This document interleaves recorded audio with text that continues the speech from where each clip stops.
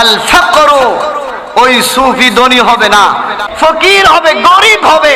ধনী হবার বিভিন্ন রাস্তা থাকলেও সব কিছু নবীর প্রেমে, খোদার প্রেমে দান করে দিবেন, নিজের গরবি হালতের মধ্যে জীবন যাপন করবেন।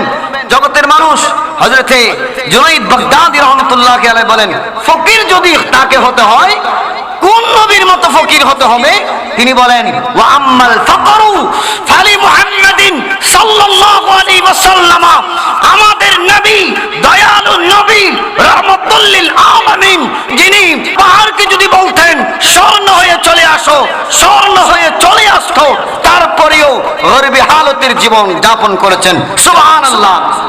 পেটের ক্ষুধার তাড়নায় পেটের মধ্যে পাথর বেঁধেছেন, সেই নবী রহমতুল লিল আলামিনের মতো ফকির জীবন, গরবি হালতের জীবন যাপন করতে হবে, তাহলে সে সুফি। জোরে বলুন সুবহানাল্লাহ।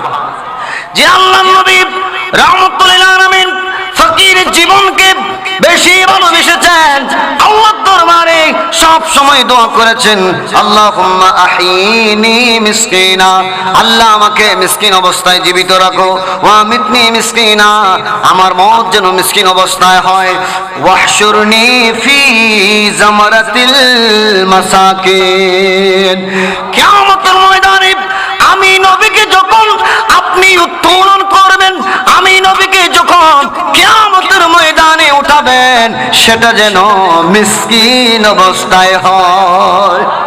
সুবহানাল্লাহ, জোরে বলেন। জগতের মানুষ আমার নবীর এই অনুসারী যারা যারা সুফি, নিঃসন্দেহে নিজেদের জীবনটা গরবি হালতের মতো প্রতিষ্ঠা করবে। বর্তমান প্রেক্ষাপটে আমরা দেখতে পাই যে যত বড় সুফি, সে তার শেয়ার হলো তত বড়, তার বাড়ি হলো তত বড়। জোরে বলুন ঠিক কিনা?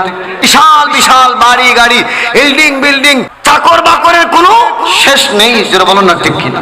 কিন্তু প্রকৃত সুফি যারা, এরা গরবি হালতের জীবন যাপন করে। আর আমরা সাধারণ বান্দা যারা, আমরা তো ফিটফাট যদি ঠিকভাবে না ওই সুফিদের মতো না লাগে, আমরা সুফি বলি না। জোরে বলুন না ঠিক কিনা? আমাদেরও কতগুলো কথা আছে, সেটা হলো চেয়ার বড় হতে হবে, পেটটা বড় হতে হবে। সুফি যাকে বলবো, আমার ফিসাব, আমার সুফি, পেট বড় হওয়া লাগবে, চেয়ার বড় হওয়া লাগবে, বিশাল চেয়ারে বসতে হবে, আজিমুশান একটা দরবার থাকতে হবে, তাহলে আমরা তাকে বড় সুফি মনে করি। জোরে বলুন ঠিক কিনা? কিন্তু এগুলো কোনোটাই সুফি হবার নিদর্শন নয়। যে যত গরবি হালতের জীবন যাপন করবে, তাকে তত বড় সুফি মনে করবেন। এটা জুনাইদ বাগদাদী রাহমাতুল্লাহি আলাইহি লিখেছেন। জোরে বলুন সুবহানাল্লাহ।